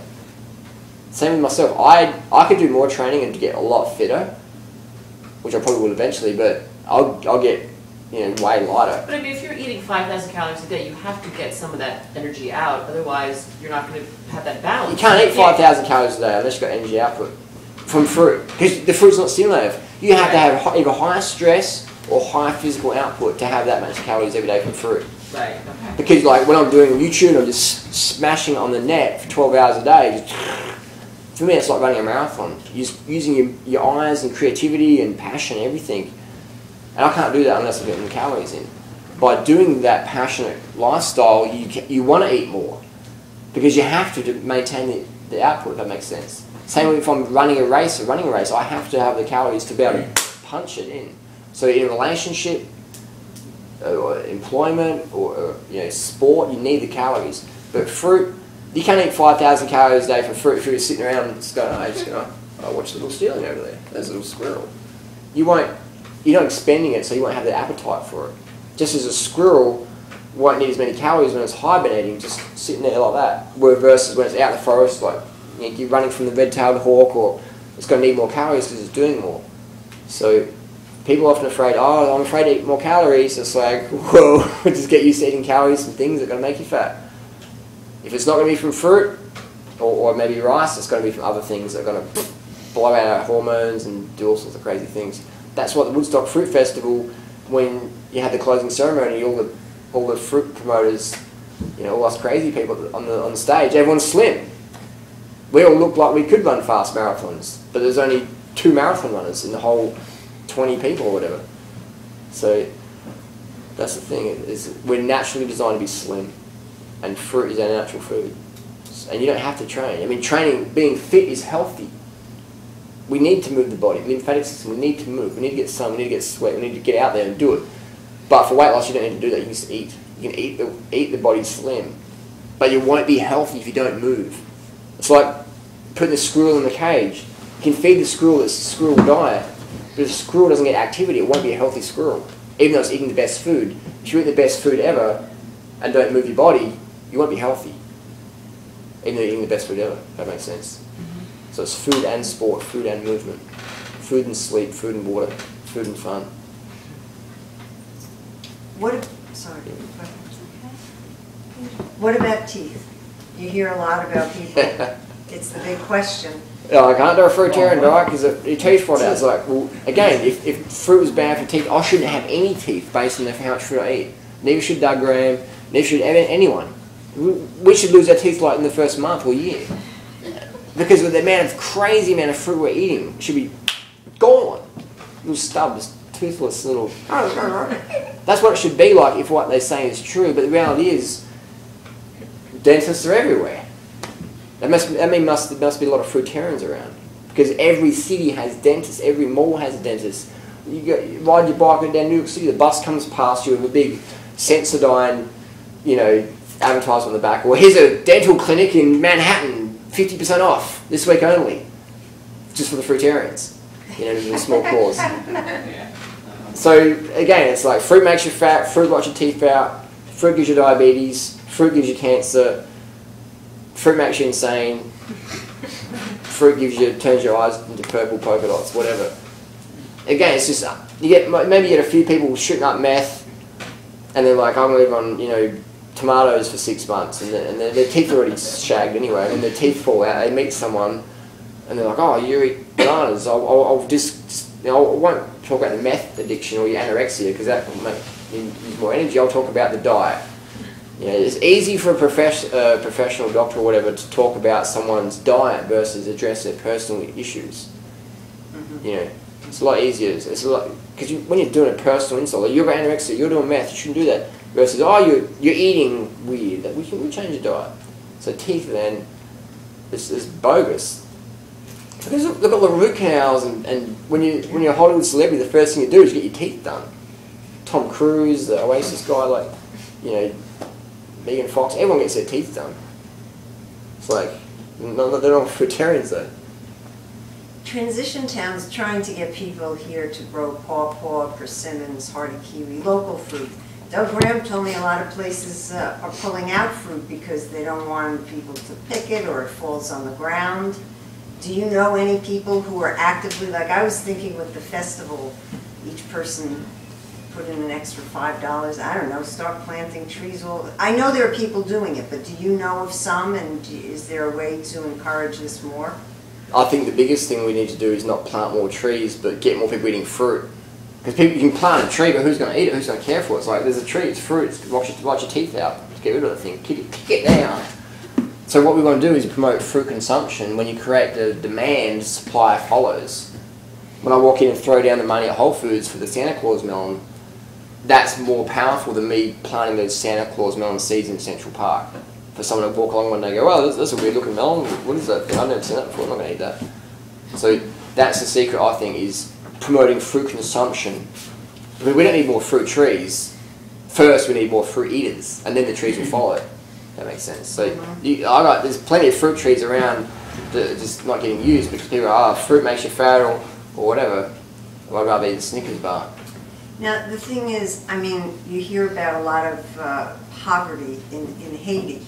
I mean, I don't know, when I eat my Haitian mangoes, which I love, am I robbing them from a Haiti? The ethics of things of avoiding animals or having it sugary, but I like to know that, first of all, it's not being transported and using all that oil, and second of all, that if someone's making money, I have no problem with that, but if the people where it's coming from are starving, I don't know how to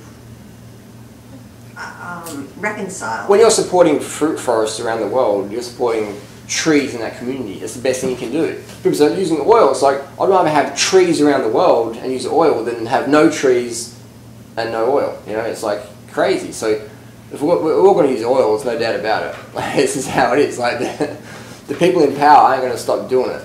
Like I can be in my little Fruitopia world and go, I'm going to change it, but it's not going to happen. It's not going to happen, man. People would rather die than change their diet most of the time. So what we can do is go, the system's in place, let's use the system to change the system, let's put our money and buy the quality mangoes from people in Haiti or Thailand or whatever, let's get the fruit out here, let's eat it. Those people will go, wow, they're selling fruit to the US. That must be a good thing to eat. Maybe we should start eating more of that. Versus go, I'm going to boycott that because that's imported. So then that farm in Mexico goes, oh, I've lost my job now. Now I go back to doing crack cocaine or prostitution or whatever because no one wants to buy my fruit because it's imported. And now there's a stigma about eating imported fruit because there's some guys who are importing cacao saying, don't buy bananas because they're from Ecuador. Buy my cacao. Oh, it's from Ecuador. Shh. Don't tell anyone, Dave Wolf. So it's total nonsense. So I definitely think that when you buy imported fruit, you're supporting farms outside your community. The world is our community. Today, we like to pretend, I just live in Adelaide, Australia, so I only buy local, and everyone else can get jacked. It's like, this is the planet. There's no community, really. This is the one big community. And I think people forget that. Like, so when you're supporting fruit in Haiti, mangoes, it's awesome because you're supporting trees there. What about the fact that some of them are irradiated? I mean, that's what you hear about the papayas. I don't know how to find out about that. It will taste like crap. It won't ripen up. Irradiated fruit will not ripen. Example being, you put a banana in the oven, you cook it, it's not going to ripen up. You know, I heard they radiate the bananas because there's deadly spiders in them. No, they do not irradiate bananas. That would be, the banana would not ripen up. Really? Maybe that irradiates mangosteens. That's why you see a mangosteen, you crack it open, it's like a, spider web. That's the reason, because you can't see them. They're inside the... They don't irradiate bananas. That's bunk. When you irradiate something, you cook it. Cooked food will not ripen. Well, what about the mangoes, though? They say that all imported mangoes are cooked, that they're boiled. They hot water treat them, which again is bunk because I've worked on organic mango farms in Australia, and they dunk the mangoes in a hot water solution, which is designed to kill the fruit fly larvae, the eggs. But the mangoes still ripen up. The seeds will still sprout. Like, if it's cooked, it won't ripen up. So yeah, it's hot water treated. Some people say it's been cooked, but it hasn't because it will still ripen up. So it's not hot enough to be cooked? No way. Because, again, if it was, the mango wouldn't ripen up. We could get a green mango, put it in the microwave and zap it. It's not going to ripen up. It's dead. Finished. Like a potato, you cook the potato, it's not going to grow. I noticed some peaches, when you get them, they're hard as a rock, and they don't really ripen. When they sort of do ripen, they're all crap. Grown on the inside. Just poor quality fruit. Most fruit is grown for colour. Because most people buy fruit at the supermarket, they've got their little cart walking around, eating all the crap, and they go, oh, I don't want to get to the checkout register and I want to be healthy, so I'll buy a couple of peaches and a bit of collards, I'll throw that in the bin anyway later, but that makes me look like a healthy consumer. Because I've got my 3 veg and 2 fruits for my family for a week. And so most fruit gets grown for people to just go, this is my little token gesture for health. I'm not going to eat it because it tastes like crap, but I'll spend $5 a week on the fruit, pretend I eat it, and just throw it out later on. But so, take it back. So I bought this food to eat this, but it's inedible. Can I have my money back? Can I choose something else? And then that way, more people who do that, the farmers will get that feedback going, hey, guys, your fruit doesn't get sold. Everyone brings it back. We're losing money on your fruit. Please do something with your fruit because it tastes like crap. And the more people that do that, you have to cause a protest. You can just go back and say, hey, this fruit was bad, man. And in the US, the customer service here is so good. In Australia, it might be a bit of an issue, but the US is like, 100% guarantee, if you don't like it, bring it back. So everyone is a fool to not bring something back that wasn't good quality. I find a lot of avocados, they're black in the middle. Yeah. Well, it depends. I mean, maybe you can scrape a little bit out or whatever. It depends on the individual fruit. Yeah, sometimes avocado gets a little bit of bruising inside. You just scrape it out and the rest of it's fine. So it depends on the fruit. If a peach is bad, it's bad. And an avocado might be bruised. You can just cut a little bit out, whatever. So it depends on the fruit. Is dark chocolate good to eat? Dark chocolate? I mean, it's Especially cocoa? compared to what, I guess, Compared to charcoal, it's pretty good. Charcoal? Charcoal. I mean, some people say charcoal's healthy, some people say dark chocolate's healthy. I say they're both poisonous.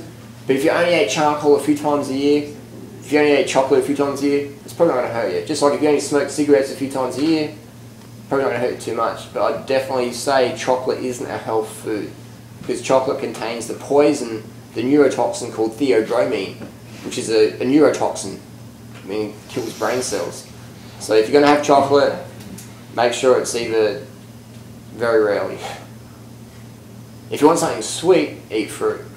Have those dates on the cucumber. Well, the dark chocolate, you get it unsweetened for the cocoa. The sugar is the good thing in chocolate. That's the healthiest part of chocolate is the sugar.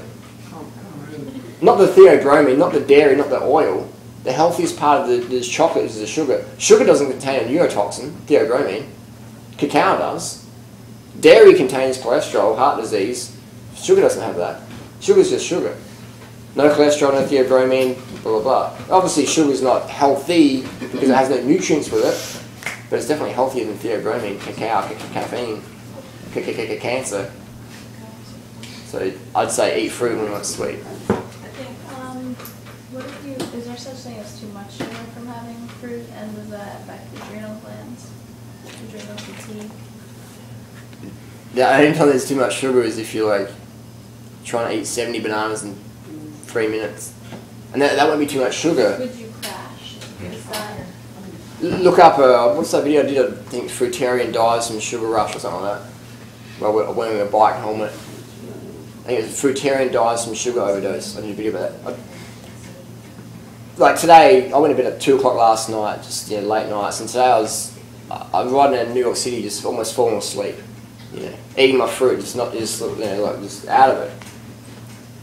Not because of the fruit, just because I'm not getting enough sleep. So what people will do is they'll change their diet, but they're up late at night on our forum, 30bananasaday.com, at 3 a.m. just going, information, then they try to do the lifestyle, and say, I'm not feeling too well. But they forget about the sleep. So you can't eat too much sugar. Ever. But you can eat too fast. The foods are so good, you just like whacking it down. Oh, that doesn't feel too good. It wasn't too much sugar, it was too much too fast. Just like you can eat too late at night and go to bed on a full stomach. It wasn't too much sugar, it's just you ate too late at night. You can eat fruit too close to doing some yoga or something intense. It wasn't too much sugar, it was just too much food when your stomach's trying to breathe. So you can't eat too much sugar from fruit. Ever. We have over 100 trillion cells in our body. 100 trillion cells, that's like nuts. and they all run on glucose. So if anyone to say we need less sugar, it's like, well, they don't understand what the body needs for fuel, glucose. So glucose is our preferred fuel, and if life wants to be sweet, it needs to be fruit. Sweet is what we're designed to eat. Like human mother's breast milk is sweet. And when people try and cut sweet out of the diet, it's like the fastest way to eating disorder, or to see disordered eating.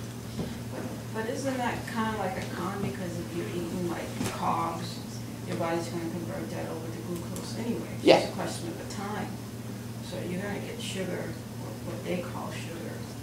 For sure, like It's just a refine. If you're eating whole food with fiber, you know, you don't really get that sugar rush. But if you separate it by juicing, you're going to get, you know, fiber. It's going to hit your system.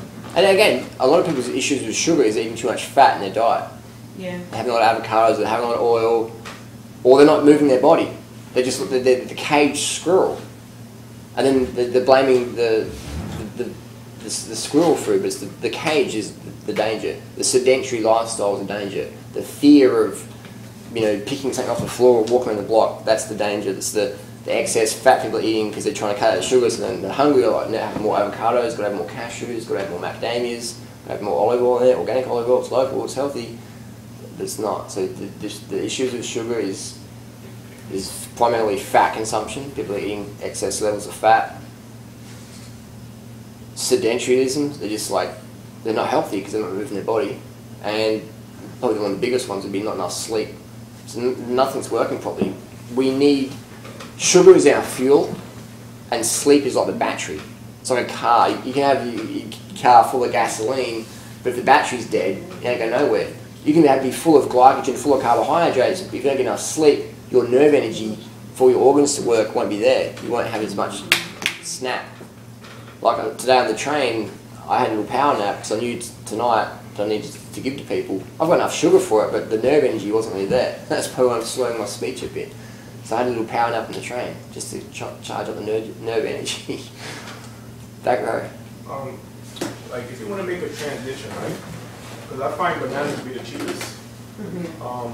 You know, when you say 30 bananas a day, do you mean like I could just eat bananas, like no starch? I could just, so if you want to make a slow transition, because I find when I look into all these fruits, I get a little overwhelmed, especially in balancing with how many calories I'm having and whatnot.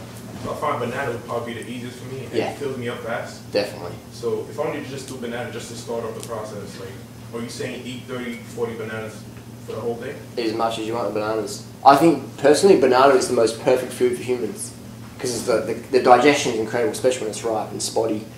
The taste is good, the caloric content of it is good, it's filling, it's satiating, it's pretty easy to get, especially in the US.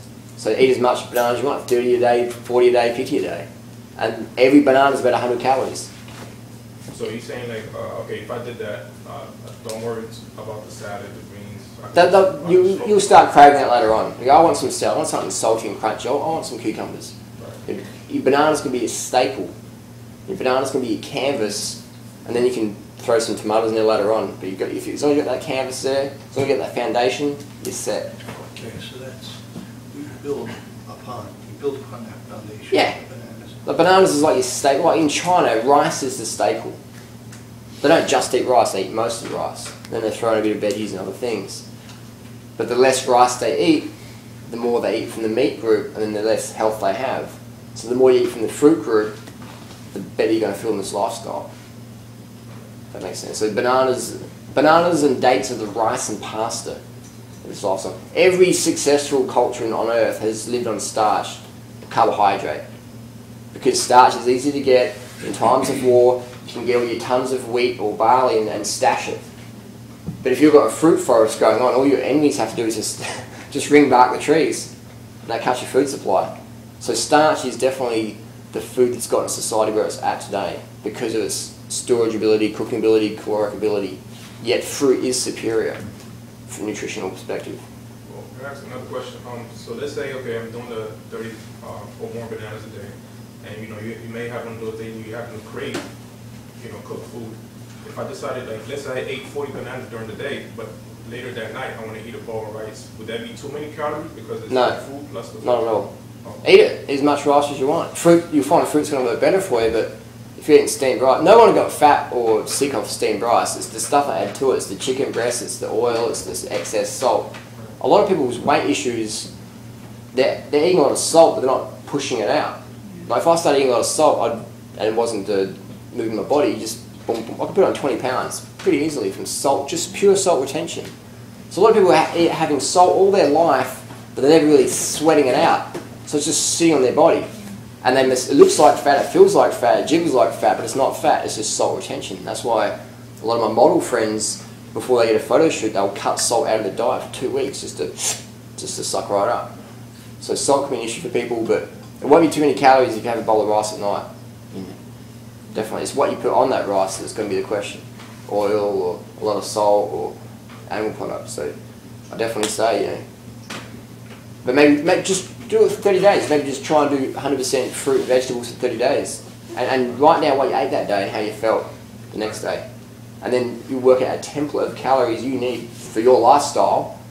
So it might be more or less than what I need.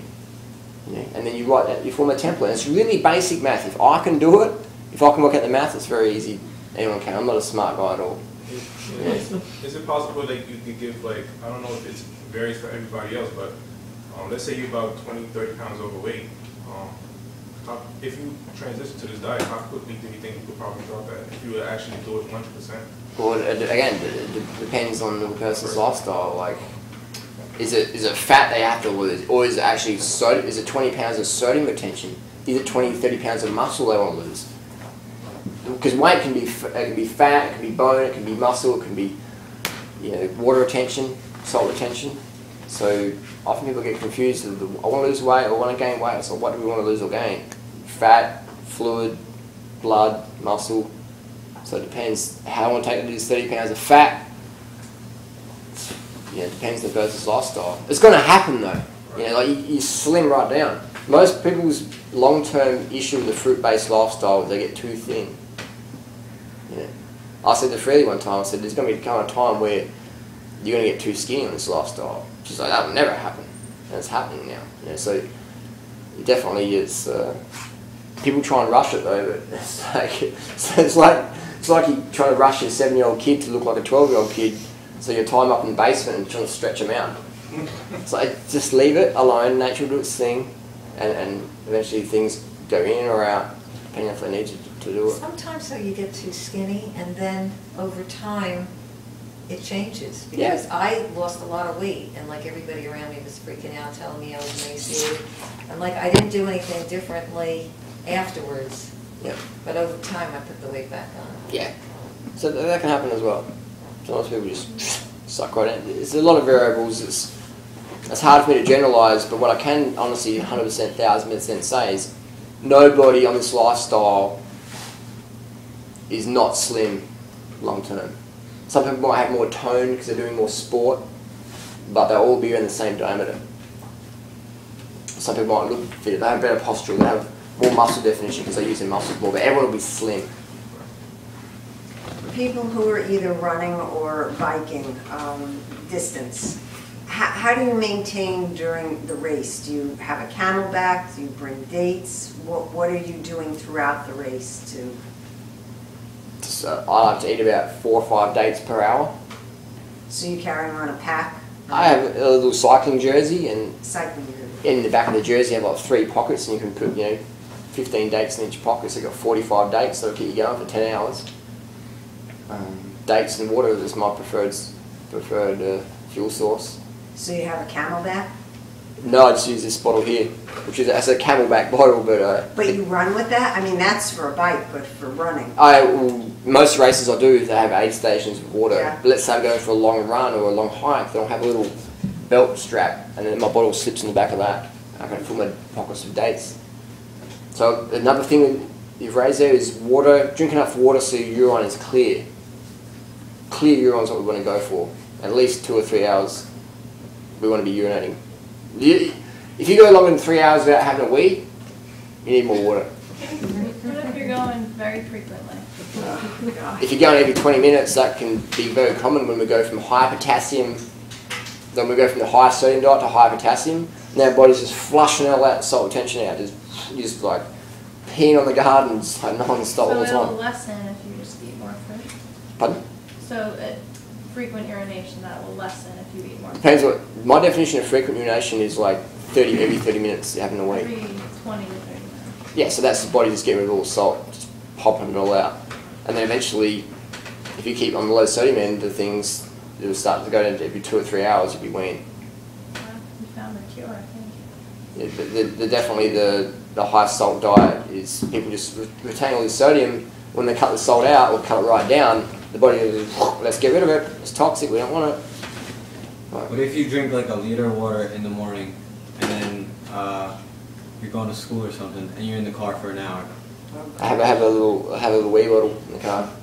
Yeah, Lucky it doesn't work for girls. Then Oh, you got the, what's called the sheep pea for women. Yeah, you look it up, sheep pea. I won't get into the details, but look it up and you can win a bottle. It's a good party trick. So I would say, again, we live in a society where we used to have slaves and now we have workers. The slaves are gone, the workers are in. You gotta go to the toilet again, you're eating again. Look, like it's a world we have to change the lifestyle, because if we, I think I give the advice to people, but there's no way they can do it because their occupation doesn't allow it. Like they're like, you got a 30-minute lunch break. I've got to go to Whole Foods and they don't have any right. I've got to, no, it's a 30-minute lunch break or whatever. It's like, it's a crazy world we're living in. So it's about forming a template in your lifestyle where you can make this work. Being hydrated, being fit, getting to sleep. And everyone's got different lifestyles, you know. So it's just about being savvy and smart. And there's always a way to sort of, you know, get it in there. It's like when I'm in Thailand and I'm on a 4-hour bus trip, I'll have a juice bottle because I know that there's one toilet break maybe. Because Thailand, there's some of the bus ones they don't. So I bring a little empty juice bottle on the bus with me, so my bladder doesn't go pop. Or so that would be my issue when we're in Thailand. Sometimes the bus doesn't stop, so I need to have a wee bottle with me. And yeah. I've embarrassed my kids. Hydration. And if you go hang out with horses or cattle, yeah, they're always weeing. Are they? All the time. Yeah. Always weeing. So it's natural to your body be passing things out. Doug says that you should definitely be urinating at least 9 to 12 times a day. For sure, and even a few times a night. I know if I'm not weeing at night time, I'm dehydrated. The day tomorrow won't be as good as it would be if I'm filling up a 64-ounce bottle of wee a night. I have a little juice bottle every night, and Freely has a pot. We tip it in the garden in the morning. And I know if I'm not weeing at night time, I'm redlining it with dehydration. For the lifestyle I want to live, for the energy and consistency, I need to be weeing at night time. You ever have nuts and grains? Nuts and grains? I mean, they're good foods, but when it comes to fruit, no way. They're not as good. Grains are better than nuts because nuts are very fatty. So if you could eat grains every day and still be very successful with health. If you eat nuts every day as your staple of calories, your health's going to drop right down. Why? Because nuts are too high in fat. Well, Doug has that book out, no grains. Yeah, grain damage. Yeah, so that's why I say grains are good, but compared to fruit, they're not as good. But me and Doug differ here in that I won't go out there and definitely bag grains. Because I've lived the grain diet for a long time, it's very good, but it's not as good as fruit. But if I tell people don't eat grains, just eat fruit, what are they going to eat when they don't get fruit? They go back to what they used to do. So I like to give people a backup plan. Me, I'd definitely eat grains in a heartbeat if I was in a prison or cycling on my bike across Australia and that's all I had. Here's another one, if I was in a prison they said, hey banana boy, we're going to feed you a raw food diet, but we're going to torture you and feed you nuts and raw food gourmet, but it's all going to be raw, local, organic, or we're going to feed you rice, beans and soy sauce. What's it going to be? I mean, I'm going to give me the rice, beans and soy sauce and you can give that raw food gourmet to the nudes. Yeah. Wow. 100%. What about quinoa? Because you're mentioning rice, but isn't that better than rice? eat whatever starch works for you. Some people might be quinoa, millet, amaranth, oats, barley, millet, potatoes, sweet potatoes, yams, plantain. They say, well, the white potato has too much sugar, so you don't buy that either. I mean, It's all the nonsense. Irish ate potatoes. Yeah, when you think of the Irish, you think of those lean warrior guys, you know. Traditionally, the coal workers, is the whole starch makes you fat, sugar makes you fat is 99% of the authors out there who say sugar makes you fat. We've got Sally Fallon, lovely person, overweight. Dr. Atkins, dead, lovely person, dead obese, 258 pounds. Sugar makes you fat though. Dr. Atkins said, eat lots of fat, but he died obese. You got the guy Wheat Belly, Dr. Davis, fat, nice guy though. And wheat makes you fat, but he's got a big. He's got a book called Wheat Belly, and he's got a I call it a beef belly. And just because he's overweight doesn't make him a bad person, but it's like people are so like I don't know what it is, undercarb or underslept. They can't see the blatant contradiction in these authors saying, you know, always follow who said that, and they go, well, how come you're overweight still? You know, like people will go on stage and go, don't eat fruit, it's got too much sugar. Don't eat starch, it's got too much sugar. Eat fat, and they look like they need to lose some pounds. So potatoes don't make you fat. And I said it to someone one time. They're like, "Hey, I'm getting fat in potatoes. I'm eating like 6 or 7 packets of fries a day at McDonald's." True story. And I'm like, I said potatoes, man, not fries. Like fries is like 50% calories from fat. Potatoes is like 1-2% calories from fat. Yeah. And they're like, I can't eat steamed potatoes. That's disgusting. I'm like, exactly. That's why you're obese. You know, so people will say, like my mum. I'm going to joke with my mum. Like, I can't eat rice to make me fat. And I'm like, how much rice do you eat, mum? Yeah. I hardly eat it. How much fruit do you eat, mum? I don't eat much fruit. It's an apple here and there. Too much sugar make me fat. I'm like, mum, but you're obese. What are you eating? What about white rice? Same thing. You go to like totally lean food. I mean, brown rice has got more nutrients in it. Probably going to digest better. It's got more fibre in there. But I mean, if we're talking fat and weight loss, people just go to China or Thailand, and everyone's slim who lives on white rice and vegetables. And the people who eat the meat and dairy, you can spot them. You can spot them walking in the street because they're like double the size.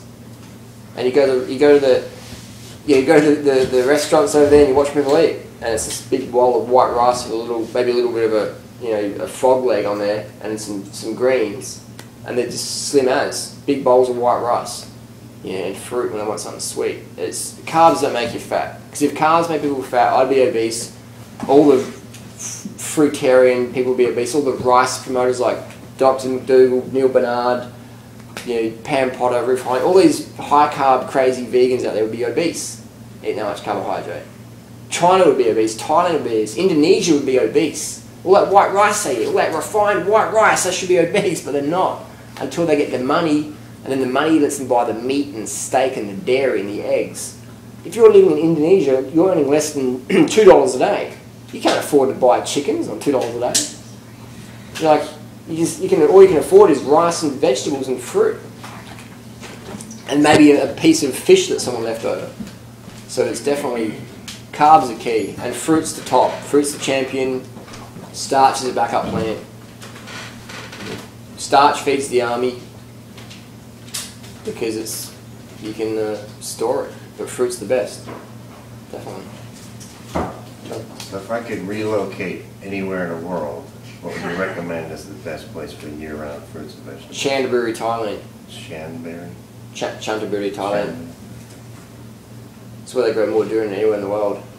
And Chanterbury, Thailand is a place that, if you go there without a bicycle, you think this is some hole, it's disgusting, it's noisy. When you ride your bicycle around this place in Thailand, you can literally ride 30 miles in either direction, and all you're going to see is fruit farms. It's insane. And so anyone who says a fruit model doesn't work, you go to Chanterbury, Thailand, you see these diverse fruit orchards. Yeah, there's a lot of chemical ones as well, but you see the organic ones, it's just incredible.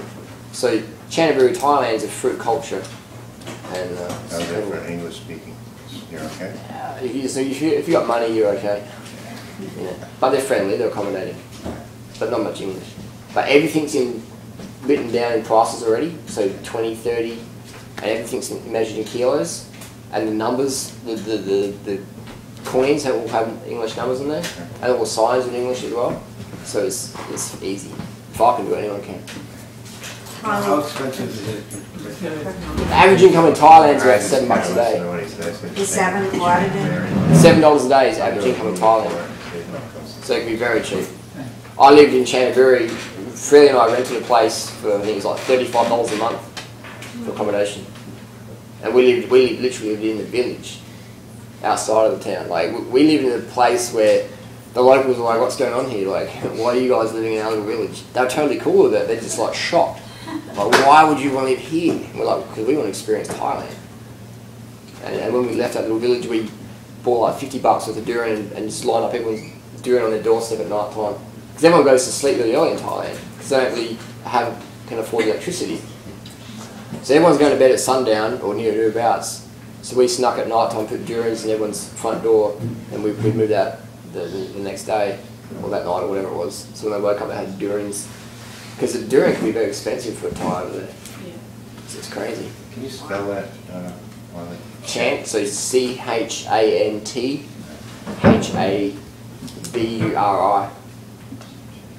It's near Cambodia. It's in the east. Thanks. So it's not with a C, it's with a C versus a K. There's another town called Canterbury. But that's with the bridge over the River Kwai. That's a tourist town. It's not as good. Canterbury with C. Canterbury and where else? Canterbury, yeah. Thailand. That's the best place. That's the main place. The US is really good as well. The US is very good for fruit. But in terms of Western world, I'd say US, and followed by probably Europe. Then Australia would be like way down the list. And for anywhere, it would be Canterbury. Better than Costa Rica, definitely. Better than Ecuador, way better. Wow. Way better. Because Canterbury produces more fruit than anywhere in the world. Thailand produces more fruit than anywhere in the world. So you've got that fruit culture, that sugar culture. Thailand is like a sugar culture. They put sugar on everything. You know, just slim people. Sugar on rice, sugar on fruit. And you go in the country Thailand, no one's running marathons. They ride motorbikes everywhere. You know, or sometimes a little bicycle, but they pedal so slowly, you're thinking, I'll come back this afternoon, used to be riding in the same street. But so they're not doing crazy athletics, yet they're slim. Why? High carbohydrate, low fat diet. Not by choice, but just by necessity, by culture, by default. People go, that's genetic though. There's skinny Thais. Put that Thai into New York City or Australia. They become the Thai-er. Right. Yeah, not the Thai. It's like the Thai slim and Thai's the big Michelin person. So it's not genetics, it's diet. Can you get greens there? You can get greens, yeah, for sure. When making the transition, are there any common negative side effects that we shouldn't worry about? Just people giving you a hard time. Yeah, that's the biggest one. Again, it depends if a person's giving up heroin, they get the shakes. If someone's given up, caffeine, they can get a full-on migraine. And by understanding that, then you go, oh, I've got a headache today, it's going to pass maybe in a week or whatever, I don't know. But in terms of from eating fruit, then there's no contraindications there. There's no. Sometimes people get maybe a bit of diarrhea or that their stomach feels a bit iffy for a little bit because the fruit's pushing through some old stuff. But it's nothing hardcore. It's nothing anyone's going to take time off work from. So could we start off with like a detox? Fruit's more, detox. More just fruit? Just fruit, more yeah. juices to start off? No, you just go straight into the fruit. Fruit's the cleanest food in the planet. Easy, simple. It's like, it's like running a marathon before the marathon starts in the morning. It's like you don't need, the marathon's enough, the fruit's enough. Often people who promote the cleanses are promoting the anti-fruit diet. So they're promoting like the nut diet or the bacon diet, the heavy diet, and you have to do like a cleanse because you're feeling so crap from it. A lot of people out there sell the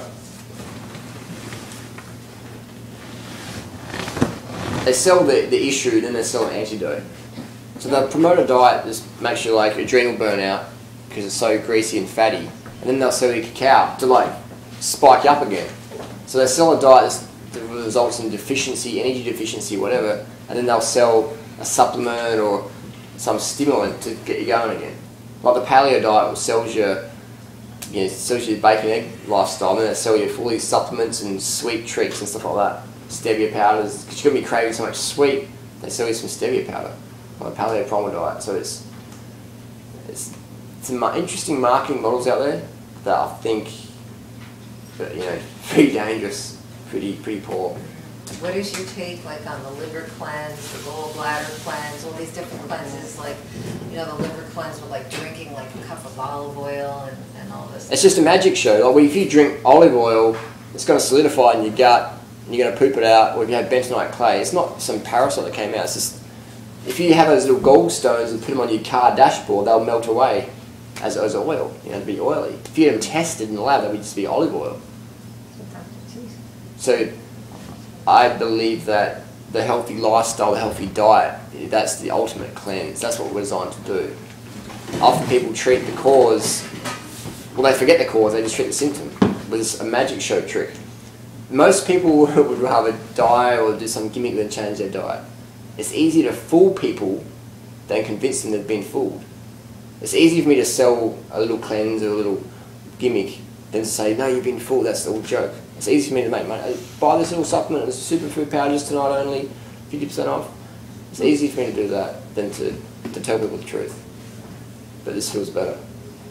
Well, you hear a lot about cancer, heart disease. What about autoimmune disease and thyroid and things like that? Again, it comes down to sleep, water, sugar. The person who's not getting enough sleep, like I'm eating healthy now, I'm hydrated, but I'm not getting enough sleep the last 2 weeks.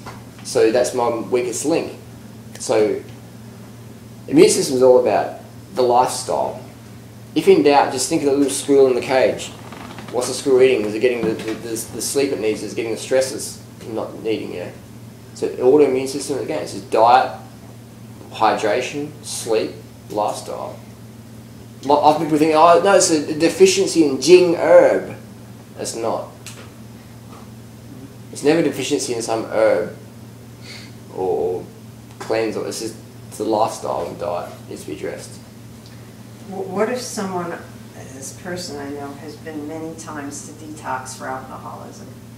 And I'm thinking sugar.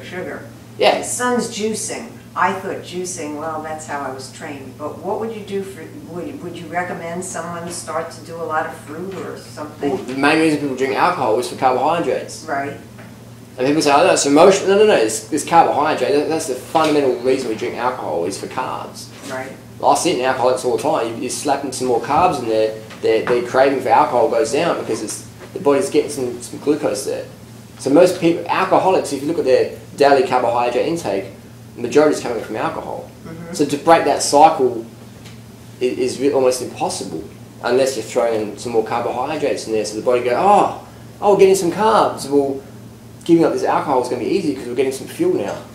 So any fruit? Any carbohydrate, jam, sandwiches, you know, fruit obviously being the best. But any carbohydrate, that's going to make that alcoholism just so easy to give up. Now, the thing is, well, I don't know with the greens, but someone had said if you're juicing and you're on Coumadin or something, that could be a problem. Do you know anything about that? Because one helps to... Clot blood? Yeah. Yeah, well, definitely if you're eating a lot of vitamin K and you're on blood thinners, it could be a bit of a... Again, it's have to work with the doctor, it depends on the person. And it's hard to give specific advice on that because that's the person. I understand. But a doctor, if you say you're going to eat fresh fruits and vegetables... All you have to do is you just monitor your blood levels or whatever, and then like insulin, you can't just pull yourself with insulin right away, you'll die. But if you work with your doctor and check your blood sugar levels, you eventually wean yourself off.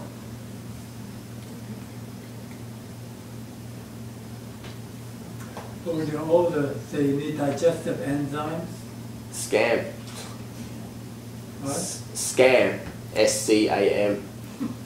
It's a scam. It's just to make money on people who, like, when people eat the nut diet, they feel shocking.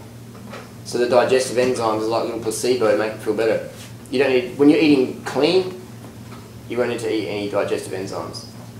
So it's just a scam. It's just, most of the people out there who say don't eat fruit, they'll say don't eat fruit and eat this nut diet, and take our digestive enzymes. It's just What crazy. about for people who won't go to eating healthily and they're... They'd sell them anything. You know, does the digestive enzyme help them? I don't know, just make money on it. That's basically my theory, is that there's people out there who want genuine solutions, and that's what we cater for. Because really, I mean, how could an enzyme help pizza digest anyway? You know what I mean? If it makes them feel better about their food choice, How maybe. could it help it digest, really? It's nonsense. What I say is that there's plenty of gimmicks out there, and plenty of people who want to buy the gimmicks because they're not serious about fundamentals. So, digestive enzymes is... I used to have Crohn's disease, and I've got the best digestion ever now. With no digestive enzymes. Just good sleep, good fruit, good water, a bit of sport. Definitely. Do you know anyone who's been helped with severe bleeding hemorrhoids? Yeah, well, when you eat fruit, it's just everything flushes out. And the person I'm thinking about is in their 80s, so Of course. and they're willing to change their diet completely, but it's so painful that it's causing a big problem. Yeah, well, fruit is #1 colon transit food, meaning from hole to hole, it's the fastest, transfer food around. So, of course, the meat and the butter and the eggs and the oil, those foods without fibre, it's going to be sitting there stodging. So when you're on the toilet, you're just trying to push it all through. It's like hemorrhoid city. Has anyone ever told you you look like Flea from the Chili Peppers? Like they have now. You do. Thanks. I gotta go, Karen. Thank you so much. No problem. I think it's after 9 o'clock. Okay. If people want to go, that's fine. They can always email me at